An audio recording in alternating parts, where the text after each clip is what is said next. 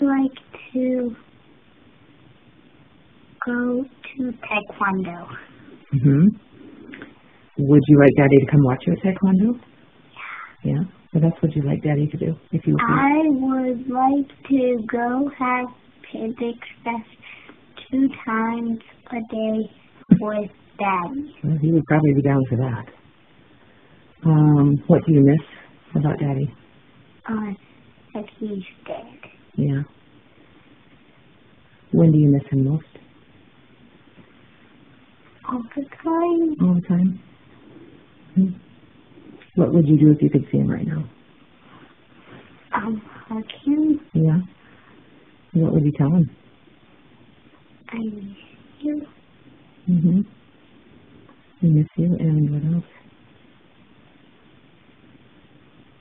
I'll be in heaven. I am so tired.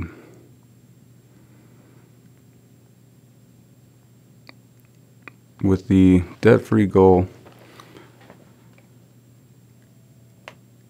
it didn't happen until the week before Thanksgiving of 2017. That means that from January 1st to almost the last month, the 12th month, had been trying to put out a raging bonfire, raging orphanage filled with puppies, and you have to save them. You're the only one that can save them. And you throw a bucket of water on the blaze and say, oh, I'll be back in 2 weeks. It's very frustrating. But the sense of relief and the sense of being able to do whatever I put my mind to, I can no longer worry about survival. I will always survive. My children will thrive. And now it's a matter of principles. It's a matter of being able to do what I see in my mind and what I would like to see in the world, to allow others to see what can you do to make a difference. And that's not the foo-foo I want to put on my cape and save everybody. No. I just want to have a good time with everyone. Like, this is it. This is all we got. As far as I'm aware, it's all I need. And I'm free. It's not freedom, but it's the anvil. The anvil is still just a couple inches over my head. Don't think I'm balling out. But now it's a matter of principle. It's a matter of, what do you believe in? Why do you believe in it? Why should others believe in that? Why does it matter?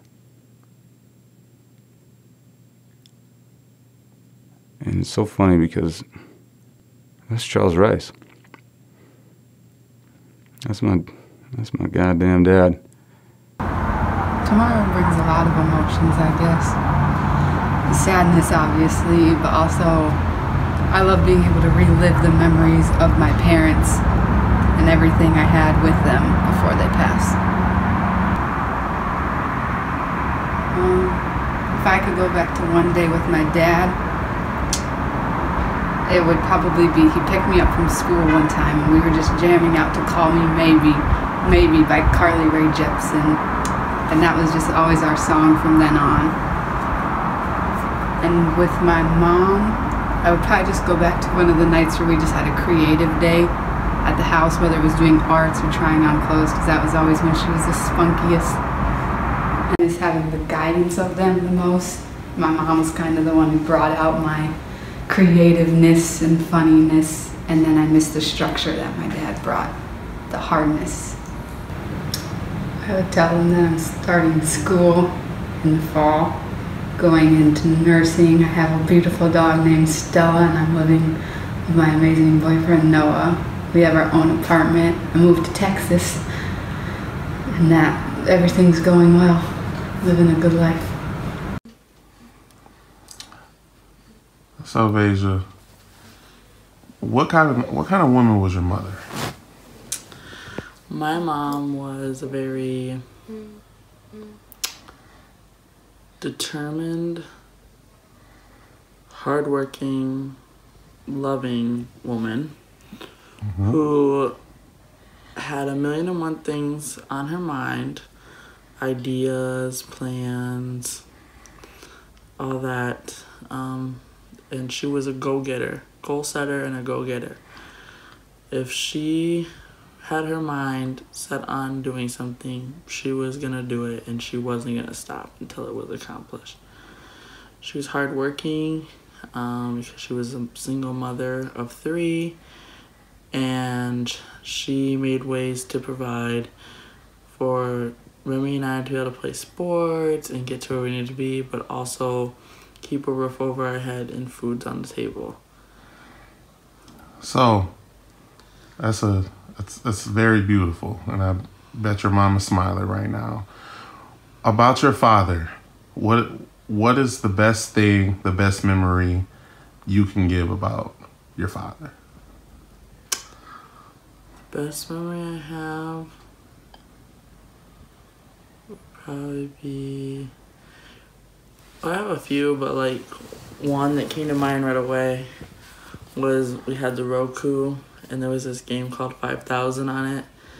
It's a dice game, and when we'd always go downstairs and play that, it was just so competitive and so much fun. And it was just a weird game. But another great memory of mine was for just him and I was he was a car salesman at Billions.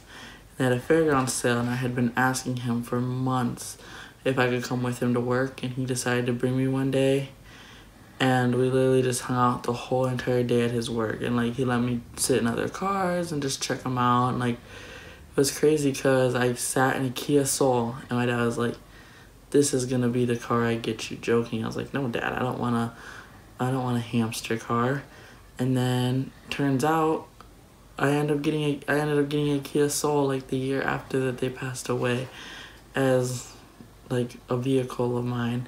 So that was kind of crazy. It was just so much fun to like see what my dad did at work and meet his coworkers, and literally it'd just be him and I that whole day. I wish I could put it in words how to explain who he was, who he is. His blood's still flowing. And how I gotta say it again, how fucking frustrating it is that my children, their children, will not have that same aggressive bluntness put in front of them through their ancestors, through their grandfather, and how he would have been able to see the glory that his life was worth it. That every struggle, every time that he had been so pissed off, angry, locked in a box, so mad he could kill somebody, and he legitimately could kill somebody, whether it was righteous, whether it was his own doings, his own emotions. He was very direct, very unwavering in the fact that my word is me. And when I had been a child, I had had the same frustrations, the same amount of intelligence and push in a much different environment. He had been locked up a couple times, pockets of my life. I had been raised by my grandmother, who is one of the most angelic people that I've ever met, without hyping her up. She's not from the same planet we are, but she's not my father. Hey, how you doing, Christian and Charles? I just want to say thank you. And I know you guys aren't physically here, but I want to thank you for blessing me with your beautiful daughter. and giving me the chance to be with her. I know maybe if you guys were here, I'll have to earn my stripes to be with her, but I hope in heaven that you guys can accept me and accept me, that I work hard and have a lot of drive and ambition for your daughter and your granddaughter. I want to get this off my chest. I know sometimes me and her bicker and argue, but I do love your daughter, and I can't thank you enough for giving me the chance to be with her. She is a smart, genuine woman, just like her sister, and just like her brother and the rest of their family. We all have our ups and downs every day, but we know people like you can help us push forward when we are looking for help. And I know Charlie doesn't have any grandmas and one grandpa, and I know she has one grandpa still alive, but I'm going to tell my daughter, even though I didn't meet you two, that she had two of the world's best people in her life. And it's sad that you guys aren't here, but you guys are here with us in spirit. I can feel my mother, you guys, when we're driving, when we're doing something, when we're just down and out, when we're sad. I know you guys are picking us back up. And once again, I just can't thank you guys enough. And it's tough because it's sad, because I know every day that your children wish you were here, just as I wish you guys were here, so I can get the chance to meet you and thank you guys personally. And I appreciate everything you guys do, and I will continue to make your daughter happy and make your granddaughter happy. I'm going to work hard. Thank you. What is one thing that you want Charlie, our daughter, to remember about your parents? Well, the biggest thing I think is that I want Charlie to know how special her name is. Her name is not only my parents, but a mixture of your mom mixed together, and that she is literally being looked over and watched over by her guardian angels every single day. And I wouldn't say that she holds high value and that her name is like, I don't know how to explain it. Like, her name is just very important and authentic, one of a kind, but it means so much, and I don't want her to ever feel like she hates her name or that she wants to change her name because of how important and special it is. But also, that they might not be here to physically love her and watch her grow, but like, my parents made me who I am, and I'm gonna take what they taught me and help instill it in her and help her become the woman that she is destined to become in the future. That is very beautiful. And this isn't a question, but I just wanted to state that you, your brother, and your sisters, you guys are very special people, and you guys built from adversity. And I know it's a time in people's life where people lose their parents. There's not a lot of people that can function. And for you three to be able to get up every day, go to work, raise your guys' children, besides Remy, but and just able to just keep a level head is something your parents trained you guys to do for many years. As much as you guys maybe argued or didn't want to listen or they got on your nerves, at the end of the day, they still was able to give you guys what you guys needed. So don't be afraid to tell your guys' children or your future grandkids about what started this foundation from you guys. So it's okay to cry. It's okay to feel empty, but just know, like, being on this earth, we're just in a physical form. We're just in a body. But just know that they're here every day when you're driving, you're eating, you're mad, things ain't working out. Just know you can look at their pictures and you can ask them. And I wish I would have got the chance, because they made some very smart, beautiful kids that has a lot of dreams and ambition. And I know it hurts, but you just have to know that they're there. They're not physically there, but they're there with everything you're doing. So just know that they love you. Thank you. Nothing. Dear Mom and Dad, it's been a very long 5 years without you guys. I miss you more and more each and every day. Well, starting with you, I just really miss the personality and the Kristen you brought to every single day. You taught me how to be spunky, you taught me how to be fun, you taught me how to love myself regardless of what people say. You taught me this amazing confidence, and you taught me to be this amazing woman I'm turning out to be. Dad, you were a strong, strong man on the outside, but a teddy bear deep down on the inside. I miss the guy I used to sing Call Me Maybe in the car, because we just go crazy over that song. It was our song, Dad. I was so blessed to be your guys' child, and I was blessed to have 13 amazing years of you guys in my life. I will continue to follow the path you guys set out to be a strong, independent colored woman. Emphasis on the colored woman, Dad. No words can explain how much I miss you.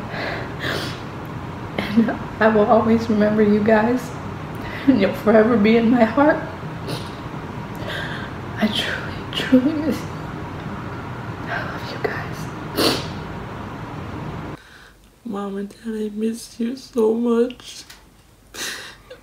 And I wish you could be here, especially to be here and see how much we've grown and how well we're doing.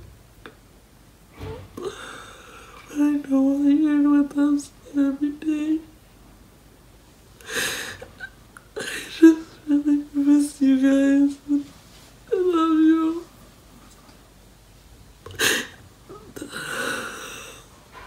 They love you too. They do. Just keep them in and just remember the good times. Have the bad times, feel you guys, and just keep going. Learn from people's mistakes. But just know it's okay to cry, but just know that they're here and they're listening to all of you. So, once again, they love you. And just keep praying, and things will take its place. When he had gotten released,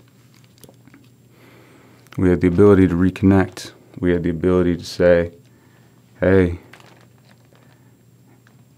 you know, and we'd gone through the motions. We'd gone fishing together, played ball together, lifted weights together, lived together, raised together. He was my dad. And the ability and his words were wasted on mine being naive. He had told me, all you have in this world as a man is your word and your balls. That's it. He had told me every action has a reaction, pretty standard, but look at the ripples of the pond. Nothing is excusable. And that amount of resistance that I had growing up has been all entirely self-inflicted. I was bored. My mind had too many ideas and thoughts, curiosities for my own good. So I pushed back. It wasn't even rebellion. That's not the right word at all. I tried to outplay him. I lost. He taught me how to play chess, and it probably took me about 4 years before I could beat him. And the memories I have from that is that he had said, every time I'd done something stupid, a completely dumb move, sit on your hands. So here I am, some 7-year-old, sitting on hands, can't even understand the concepts of what's in front of me, getting dominated relentlessly for years. There was no mercy, and not in a bad way, but that's a factor, a matter of ownership that will be lost to the sands of whatever time, whatever way you look at it. I wish you'd get a chance to meet him. He's a pretty interesting character all around. And in the reflection of all this, I see myself, and I see, as most sons do when they become fathers, why some of the things are done the way they're done. And my children make everything so easy. Everything is so easy. It is so much fun. I've never talked to them like children. I have no desire to talk to any child like a child. I talk to them the same as I talk to anyone else. What do you know that I don't know? Why do you do the things you do? Let's go play.